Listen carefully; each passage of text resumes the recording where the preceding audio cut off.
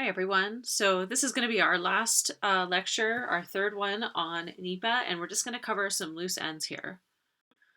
So if you've taken a look at the law, NEPA has two titles. Title 1 is everything we've talked about so far, all of the requirements for EISs and for EAs, everything that I've talked about in terms of Section 101 and 102, that's all in Title 1. And that was actually all written by the Senate when this law was being drafted. Title 2 was written by the House, and Title 2 establishes a Council on Environmental Quality. The Council on Environmental Quality, or CEQ, is supposed to report on the state of the environment to the president every year. They're part of the White House, where they're called, they're like within the office of the White House, and their offices are usually right across the street from the White House. They also do a few other things related to NEPA. They write all the regulations for NEPA. So if you remember rulemaking, NEPA has these broad phrases like, that you have to do an environmental impact assessment for every major federal action with significant effects. Well, in rulemaking, someone's going to have to identify what's a major federal action. What is a significant effect? What's an effect? Is it something that happens now or later? How big do we have to look? What over what time frame or over what spatial extent? All of that stuff is going to happen through the rulemaking, and CEQ writes all of those regulations for NEPA. They also just help other agencies figure out how to comply with NEPA. So they're going to help agencies figure out, like, how do we interpret significant in a particular context? What's a good way to do public comment? More recently, they've been helping with emergent issues like how should we deal with climate change in NEPA. I also wanted to tell you a little bit about the courts in NEPA. There are more lawsuits under this law than any other environmental statute. Now, the reason for that is because NEPA is considered an umbrella statute. So, in your NEPA documents, in your EAs and EISs, that's where you show how you're complying with every other law. If you open up an EIS, you'll see at the beginning, they'll often say, here are 50 laws that are applicable to us that we have to comply with. And in that NEPA document, that's where you show how you're meeting the letter of the law. So NEPA may not require you to choose the most environmentally sound alternative, but the Clean Water Act is going to require that you don't cause too much pollution in our waterways, or the Endangered Species Act is going to require that you don't harm threatened or endangered species. And it's in your NEPA document that you show how you do that. And so that's why there's so much litigation under NEPA, because all of the content for all of the laws and all of the process that agencies go through is really falling under the purview of NEPA. This is where agencies have to show their work. And so one of the pros of NEPA that people bring up is that it's a clearinghouse in the sense that it forces agencies to show all of the reasoning and all the data and everything underlying their decisions in a way that never was available to the public before this law. People also use NEPA litigation to stall. So if they don't like something government's doing, they might sue under NEPA and hope that maybe, a new president will come in and tell the agencies we don't want to do that anymore. So for example, President Trump's been pursuing a lot of logging on the Tongass. One of the things you could do is try to litigate that decision, get it kind of stalled out in court. And then maybe a next president will say, well, we don't want to pursue logging on the Tongass. And so maybe they would withdraw that decision. So NEPA litigation can be kind of a way to stall, and litigation in general can be. When there's litigation, agencies have to respond to all of the substantive comments that they get through the public comment process. And so when there is litigation, a lot of times what people are challenging is if the agencies didn't respond to those substantive comments in the comment period after the draft EA or draft EIS, and they didn't augment their analysis, then people can sue on that. They can also sue and say, you should have prepared an EIS instead of an EA, or the information you gave us was incorrect, or the way you did your effects analysis was wrong. There's a lot of ways to litigate under NEPA. At its best, NEPA helps the public bring in science through that comment process and forces the agencies to look at it, and then gives the public the ability to sue them if they're not doing their jobs, if they're trying to evade the law. So it forces that legal compliance and transparency. Just to go on a little bit more about the kinds of things you might sue about under NEPA, should the agency have prepared an EIS and they did an EA? Was the information in the EIS adequate? Did someone raise like a scientific study in the public comment period that the agencies didn't respond to? And if they didn't, then they probably broke the law. That's a requirement under NEPA. So you could sue them, for not considering the relevant scientific information. Did an agency state the purpose and need too narrowly for the project so that the alternatives considered weren't very interesting and essentially the agency had already decided what it was going to do? That's a common reason you can litigate under NEPA. Were the alternatives varied in their scope? Those are some of the big questions that'll come up, but then there's also just procedural questions. Did you get enough time to comment? Did people respond to the comments and discuss them in their response to comments? Did the agency analyze all the effects for all the resources? Was there enough information to allow you to choose between the alternatives? These are all the reasons that you can actually challenge a NEPA document. And you can see the requirements under NEPA are pretty intense.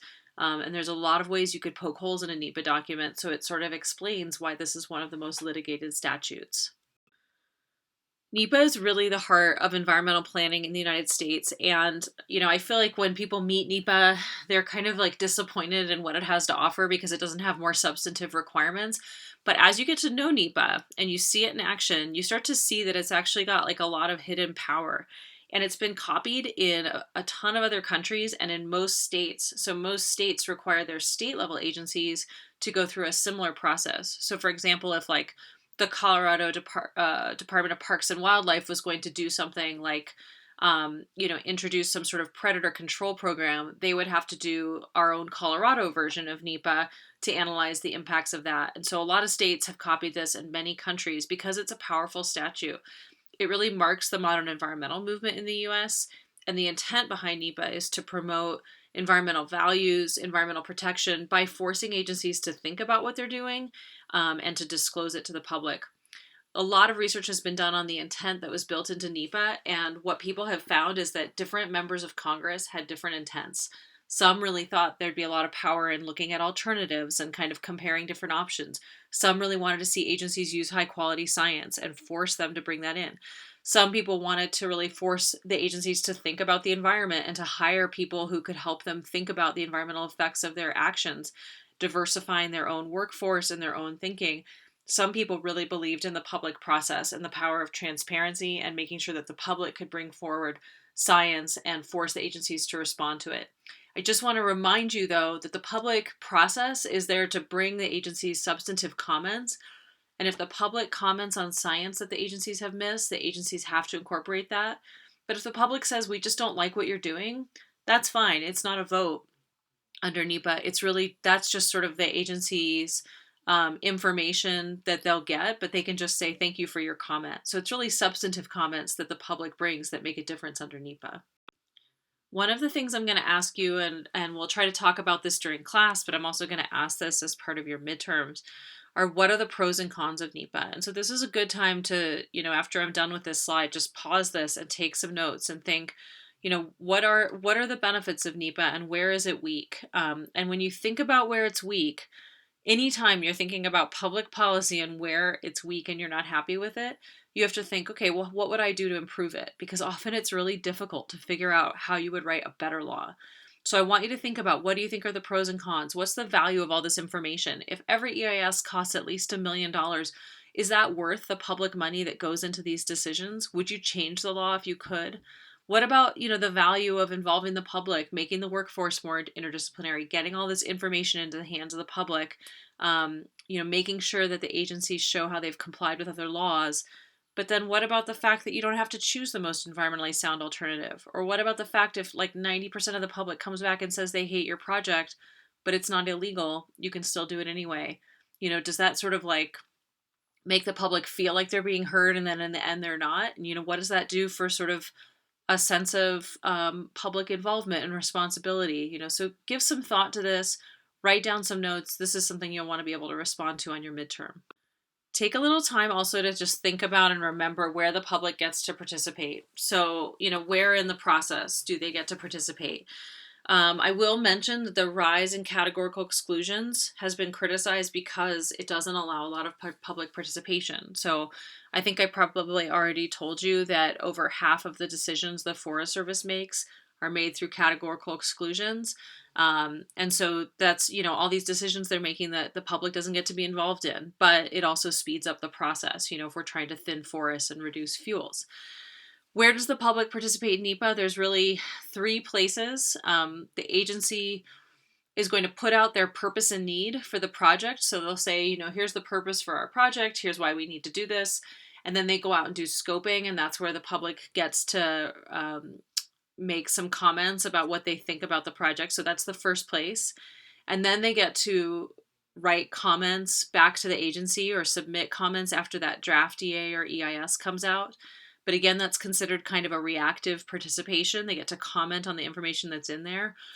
There's not a lot of role for sort of those value-based preferences, like if you just don't like the project. And then remember that third place that they can participate is litigation. Just as a little bit of an example of how this works, I pulled this from the Northern Integrated Supply Project EIS. And so this is a project that is really aiming, it's done by the Army Corps of Engineers, they're the lead agency, and it's really aiming to put in another reservoir that would be slightly larger than Horsetooth up by Ted's Place. So right off of 287, and 287 would be rerouted. When this EIS came out, and this is like, probably a decade back when this original EIS came out, the purpose and need of the project was this: to provide the participants, that's the water providers or our municipal water providers, with about 40,000 acre feet of new reliable municipal water supply annually through a regional project coordinated by the district. The participants have requested new firm yield of water supply to meet a portion of their projected demand until 2050. So the purpose of this project: create more water supply. This is a picture up of where the project would go north of town. And here's just some real simple data on projected population growth in the area. And so you can imagine there's a projected need for more water. And so there's a couple ways you could deal with that. You could reduce demand for water in some way or another, or you could increase supply. And so what the Army Corps here is saying is, look, the purpose and need of this project is to increase supply. And if you came back to them, like say in a scoping meeting, and said, well, we don't think you should increase supply, we think you should manage demand, they could say, thanks for your comment, but that's outside the purpose and need of this project. And you can see how this plays out. These were the alternatives to their project. So no action. Basically, you'd have to, get new independent water supplies by purchasing water rights because we're not going to build you a new reservoir.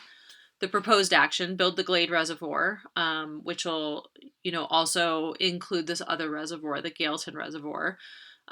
Their other alternative was to build the Cactus Hill Reservoir with the Gailton Reservoir, or the fourth one was the Glade or Cactus Hill and the Gailton Reservoir. So you can see, basically, when you set up the purpose and need that way, the answer is always going to be to build a reservoir, and that can be really frustrating for the public because the agency defines that purpose and need.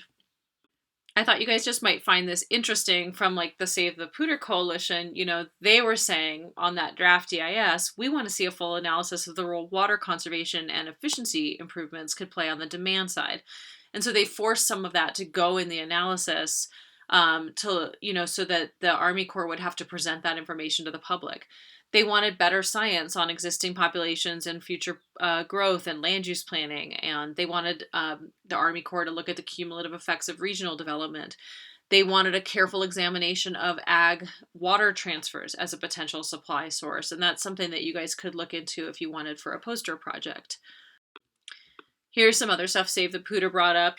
Could we use rotating fallow agreements? We want to see realistic and accurate cost impact scenarios, cost-benefit analysis and comparison of the alternatives, a full analysis of the potential water yield of the Pooter watershed historically and under the full range of projected drought conditions.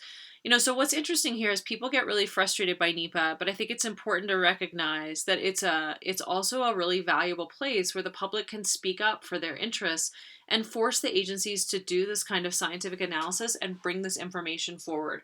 And we're going to, we'll see over the course of the semester that there are projects that people support and don't support, big, for example, mining developments that are going to have a long-term impact to the public and maybe short-term impact and benefit for us, a mining company, right? And so a public group or public interest groups might want to challenge that, or they might say, the science that you're using is actually not really supporting your decision. So just keep in mind, even though this is a slow, kind of a way to slow down government, that it can also be a really important way to make sure government's doing their homework, that they aren't just captured by special interest groups trying to make money, and that the public has a voice in these decisions and knowledge about these decisions so that they can pursue their own interests and make their voice heard. So there's always two sides to these issues, And I don't think NEPA is ever just good or bad. There's different ways it gets deployed and used that, everyone's going to have different opinions on. So really take your time thinking about this. This will be a really big part of your work and, how you engage with natural resources going forward, because it's such a fundamental law for us.